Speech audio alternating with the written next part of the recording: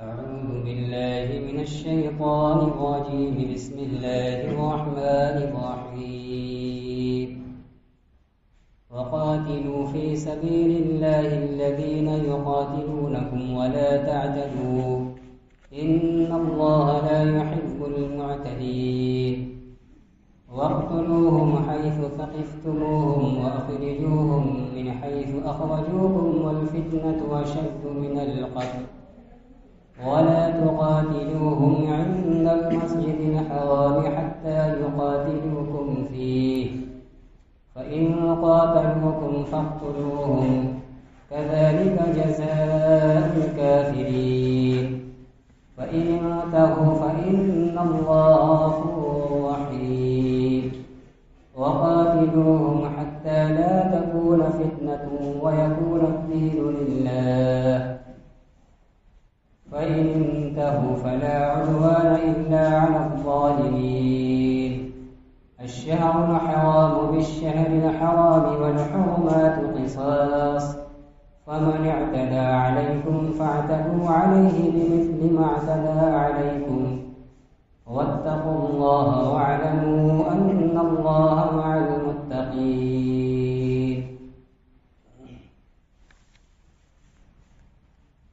حضرات گرامی،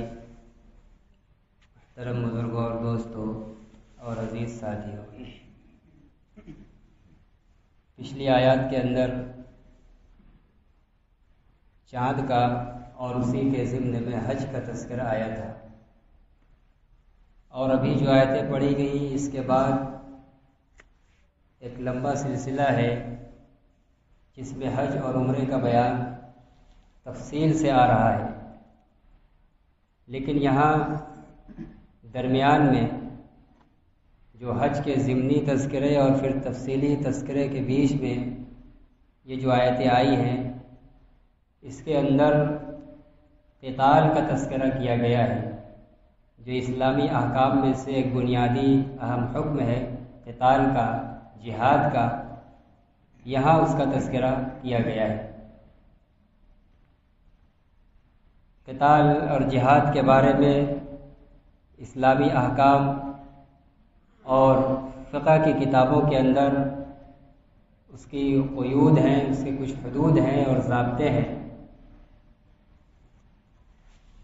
جو اپنے موقع پر اور ضرورت کے وقت میں اس کا اظہار کیا جاتا ہے۔ یہاں اس آیت کے اندر اللہ تعالیٰ نے اسی اہم حکم کا تذکرہ فرمایا ہے۔ یہ حج کے احکام اور اس عمرہ کے تذکرے کے بیچ میں یہ حکم آ رہا ہے، اس کا پس منظر اور سبب اور وجہ یہ ہوئی تھی کہ چونکہ نبی اکرم صلی اللہ علیہ وسلم صلح حدیبیہ کے موقع پر عمرہ کے ارادے سے نکلے تھے مدینہ منورہ سے مکہ مکرمہ کی طرف، اور مقام حدیبیہ میں روک دیا گیا، اور یہ خیال کر کے نکلے تھے کہ یہ ذوالقعدہ کا مہینہ ہے، یہ اشہر حرم ہے، حرمت والا مہینہ ہے، اس کے اندر اور حرم کے اندر عرب کے لوگ قتال اور لڑائی ہم سے نہیں کریں گے، چونکہ شوال، ذوالقعدہ، ذوالحجہ، محرم اور رجب، یہ 4 مہینے یہ اشہر حرمت والے مہینے کہلاتے ہیں۔ زمانے جاہلیت میں بھی اس مہینے کا بڑا احترام ہوتا تھا، اس کے اندر وہ بہت سے گناہ سے باز آ جاتے تھے۔ سالہ سال چلنے والی جنگیں ان مہینوں کے آتے ہی اچانک رک جاتی تھی۔ اسی طرح حرم کا بھی اپنے خیال سے وہ تقدس اور احترام کا معاملہ کرتے تھے۔ اسی احترام کا ایک سلسلہ یہ تھا کہ وہ حرم شریف کے اندر لڑائی جھگڑے سے اور جنگ و جدال سے باز رہتے تھے۔ لیکن مسلمانوں کو خبر یہ لگ گئی جب ذوالقعدہ سن 6 ہجری کے اندر عمرہ کے ارادے سے نبی اکرم صلی اللہ علیہ وسلم تقریباً 1500 صحابہ کی جمعیت کے ساتھ نکلے تھے، خبر یہ لگی کہ وہ لوگ لڑنے کی تیاری میں ہیں، اور واقعتاً وہ یہ تیاری کرنے بھی لگے تھے۔ اب مسلمانوں کے اندر یہ خیال پیدا ہونے لگا کہ اگر ہم جائیں گے تو کیا کریں گے، اگر جاتے ہیں ان سے ہم لڑائی کرتے ہیں تو یہ حرمت والے مہینے کا احترام پامال ہوگا، بیت اللہ کی حرمت پامال ہوگی، اور اگر ہم ہاتھ پر ہاتھ دھرے بیٹھے رہتے ہیں تو وہ تو باز آنے والے نہیں ہیں، تو ہماری جانیں جائیں گی۔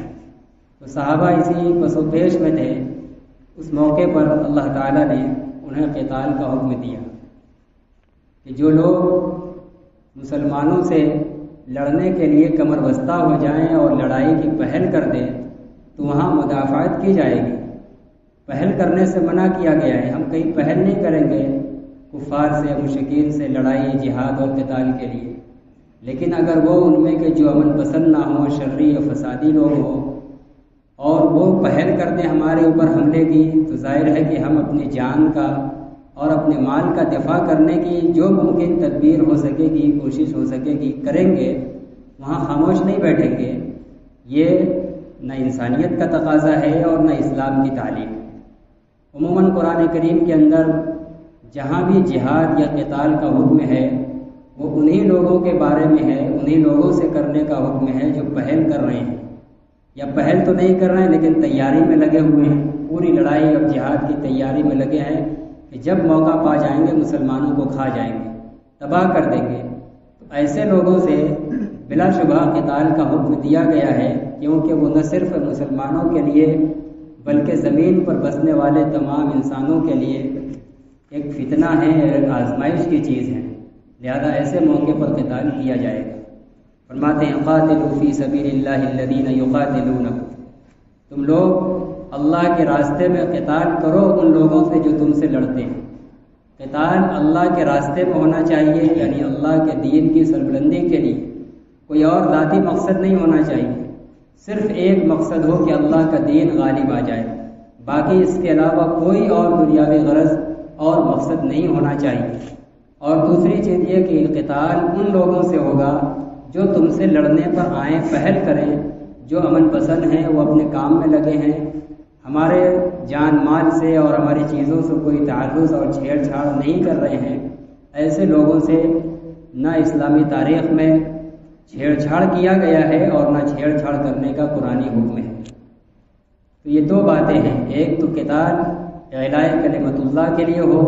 اور دوسرے ان لوگوں سے لیے ہو جو امن کے لیے خطرہ ہیں اور فتنہ برپا کرنے کی اور مسلمانوں پر حملہ کرنے کی تیاری میں لگے ہوئے، پہل میں لگے ہوئے۔ ولا تعتدوا، اور تیسری بات یہ ہے کہ تمہیں حد سے آگے نہیں بڑھنا ہے، جو تم پر حملہ آور ہو جائیں ان سے قتال کرنا ہے اعلاء کلمت اللہ کے جذبے سے، اس شرط کے ساتھ کہ اس دفاع میں بھی تم اعتدال کے اندر رہو، حد کے اندر رہو، جو اللہ نے حد متعین کی ہے اس سے آگے نہیں بڑھنا ہے۔ جو جنگ کے اصول ہوتے ہیں، کچھ انسانی اصول ہیں، کچھ اسلامی اصول ہیں، ان دونوں کو برتنا ہے، اس کا لحاظ کر کے قتال کرنا ہے، اصول جنگ سے تجاوز نہیں کرنا ہے، دھوکے سے حملہ نہیں کرنا ہے، پیچھے سے حملہ نہیں کرنا ہے، عورتوں اور بچوں اور بوڑھوں کو چھیڑ چھاڑ نہیں کرنا ہے، ان کی املاک کو اور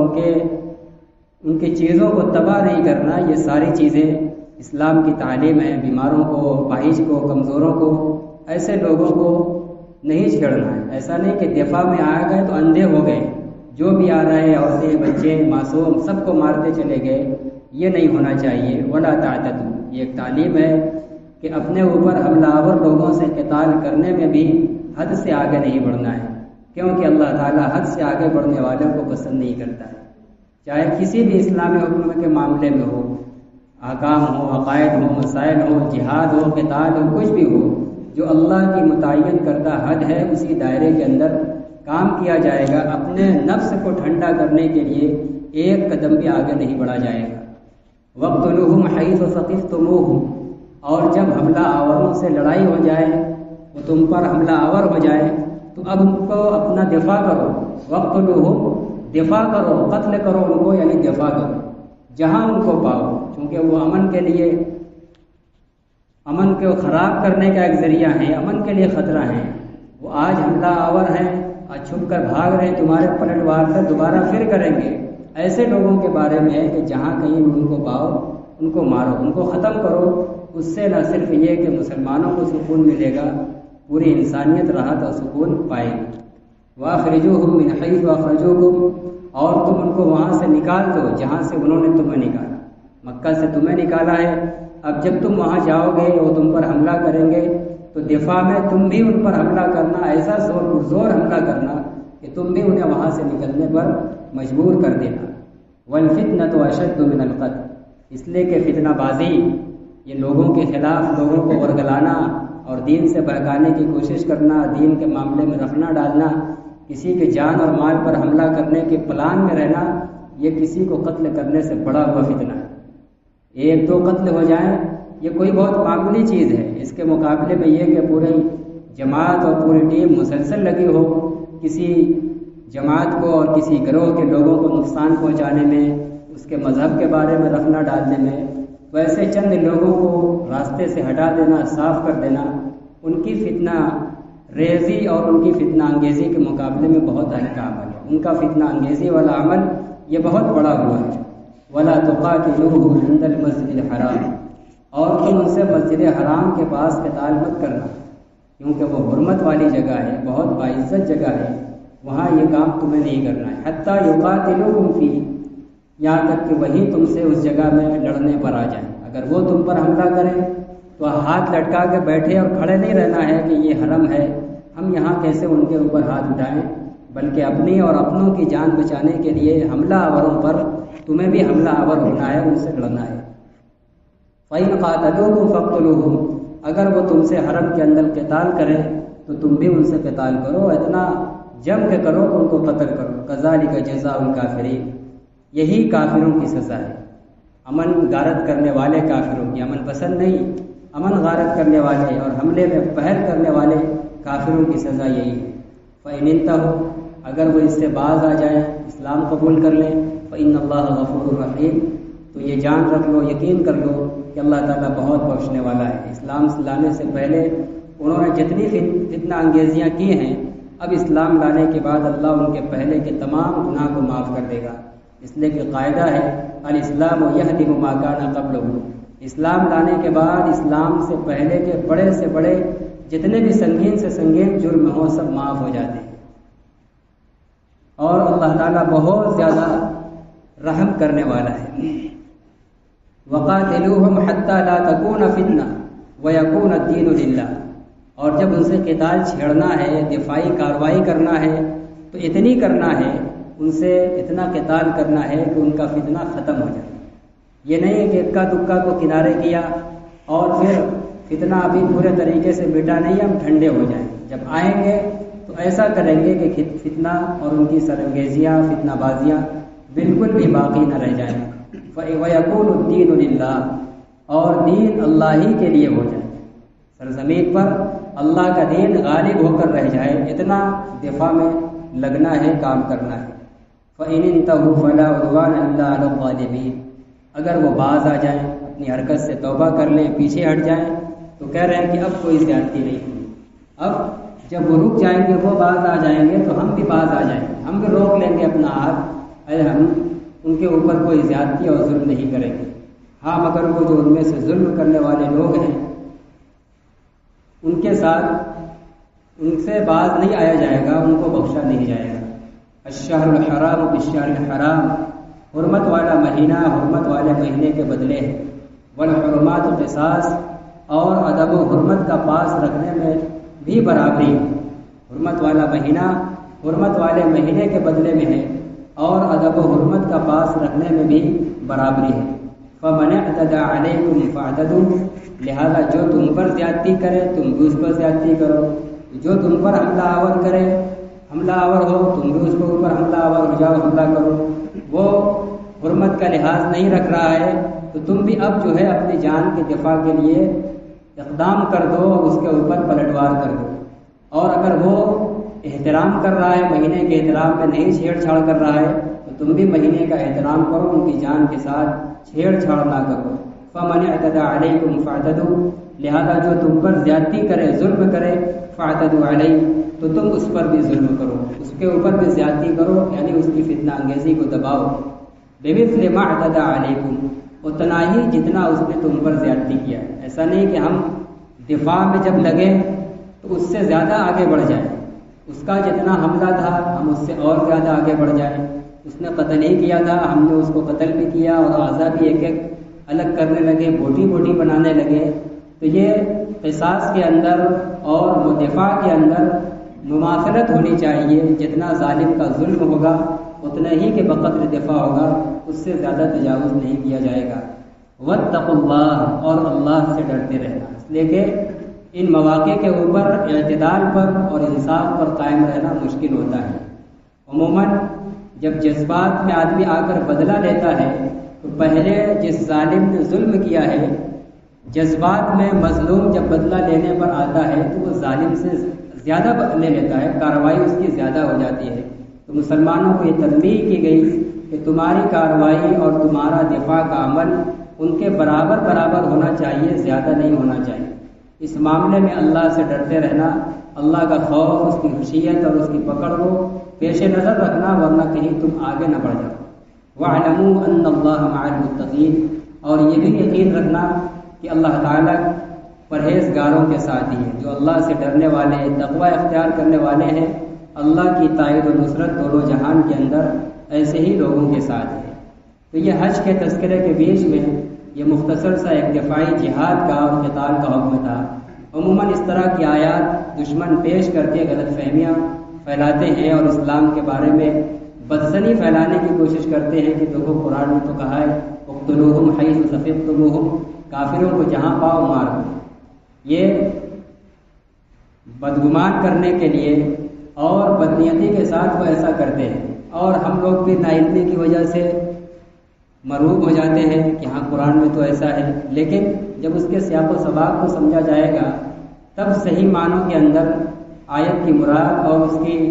حقیقی تفسیر واضح ہوتی ہے۔ وہ جس پس منظر میں نازل ہوئی ہے،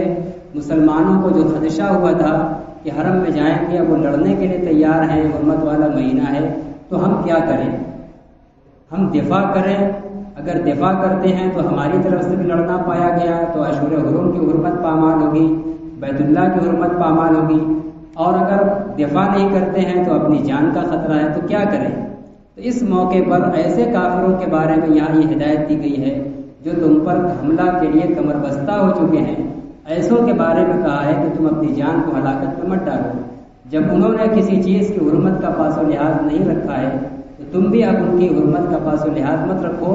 دفاع کرو، اپنی جان کی حفاظت کرو، اس لیے کہ ایک مومن نفس کی جان کی حرمت بیت اللہ کی حرمت سے بڑی ہوئی ہے۔ اس لیے یہاں مسلمان کی جان کی حفاظت کے لیے دفاع کیا جائے گا، اور ایسے شرری اور فتنہ انگیز کافروں کے بارے میں یہ ہے کہ جب دفاع کرنے پہ آ جاؤ تو ایک ایک کو ڈھونڈ ڈھونڈ کر ایسے کو نکالو، ان کو انجام تک پہنچاؤ، تاکہ آئندہ پھر یہ امن کو غارت کرنے کی کوشش نہ کر سکے۔ ورنہ عام حالات میں امن پسند اور امن کو قائم رکھنے والے انسانوں، چاہے وہ کسی بھی مذہب سے تعلق رکھتا ہو، اس کی جان کو چھیڑ چھاڑ کرنے کا کہیں بھی حکم نہیں دیا گیا۔ اللہ تعالیٰ ہم تمام لوگوں کو قرآنی ہدایات کو، اس کے رموز و اسرار کو، اس کی باریکیوں کو سمجھنے کی اور اس پر عمل کی توفیق عطا فرمائے۔ وآخر دعوانا الحمد للہ رب العالمین۔